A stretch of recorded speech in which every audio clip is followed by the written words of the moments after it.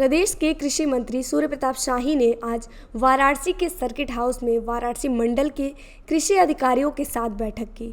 बैठक के पश्चात पत्रकारों से बातचीत में उन्होंने बताया कि आज यहां खरीफ और स्पर्श से संबंधित बैठक की गई है। बैठक में बताया गया कि राजकीय बीज पर पर्याप्त मात्रा में बीज उपलब्ध हैं, वहीं पर फर्टिलाइजर भी काफ़ी संख्या में उपलब्ध है। किसानों को इसका ज़्यादा से ज़्यादा लाभ उठाकर अपनी खेती को बढ़ावा देना चाहिए।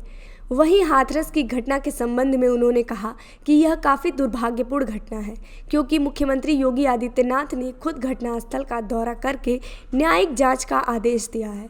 ऐसे में पूरी तरीके से खुलासा हो जाएगा कि इस घटना में कौन दोषी है।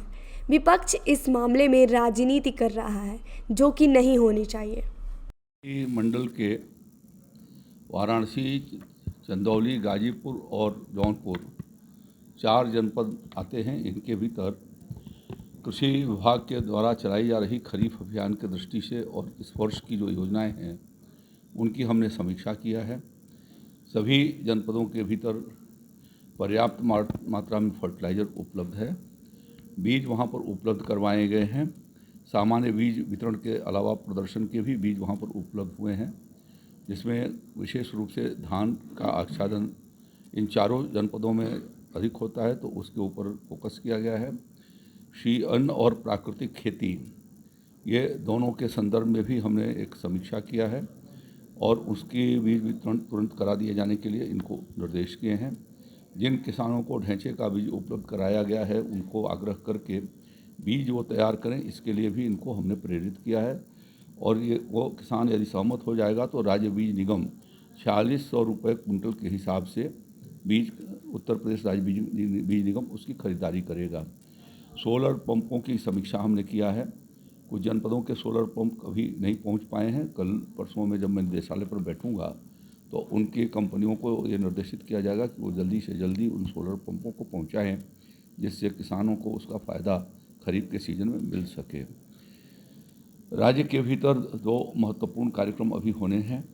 19 जुलाई को भारत सरकार ने प्राकृतिक खेती पर क्षेत्रीय कार्यशाला आयोजित किया है, जिसमें ये उत्तर और मध्य क्षेत्र के जो हमारे राज्य हैं उनके सभी सचिव और उनके कुलपति और साइंटिस्ट और साथ साथ में प्राकृतिक खेती के किसान वहाँ पर उपलब्ध रहेंगे। इस कार्यशाला के भीतर मुख्य अतिथि के रूप में गुजरात के माननीय राज्यपाल आचार्य देवव्रत जी रहेंगे। तो उस संदर्भ में मैंने इनको निर्देशित किया है कि यहाँ के जो किसान प्राकृतिक खेती का काम अच्छे तरीके से कर रहे हैं उसमें से कुछ किसानों को उस कार्यशाला के भीतर भेजा जाए और संबंधित वैज्ञानिकों को भी भेजा जाए।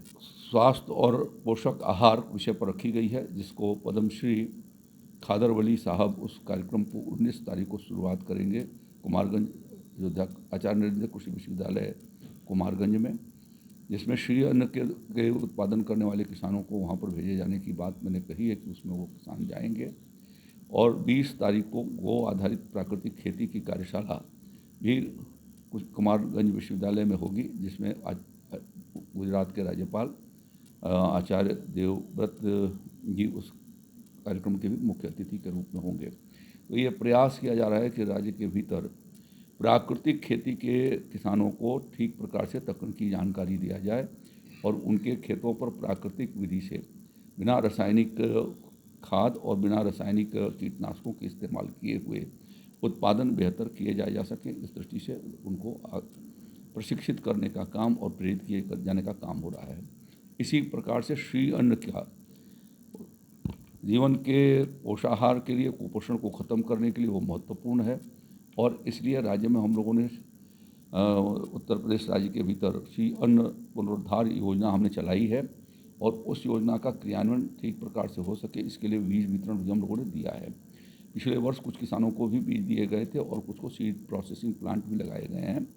उसमें से कुछ किसान जो सीड प्रोसेसिंग प्लांट जिन एफपीओ के पास है, उन्होंने बीज, उनको 4 लाख रुपए सीड मनी के रूप में दी गई थी, उन्होंने किसानों को से बीज भी खरीद रहे हैं और किसानों में बीज भी वितरित कर रहे हैं।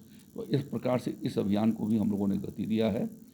जिन कुछ जनपदों के भीतर लगभग चारों जिले मिलाकर के 70 के करीब नलकूप, राजकीय नलकूप यांत्रिक या विद्युत दोषों से खराब हैं।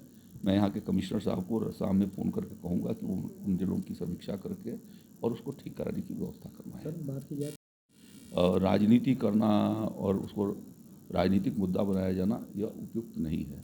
यह मानवीय दृष्टिकोण से आज आवश्यकता इसे कि मानवीय संवेदना के द्वारा जो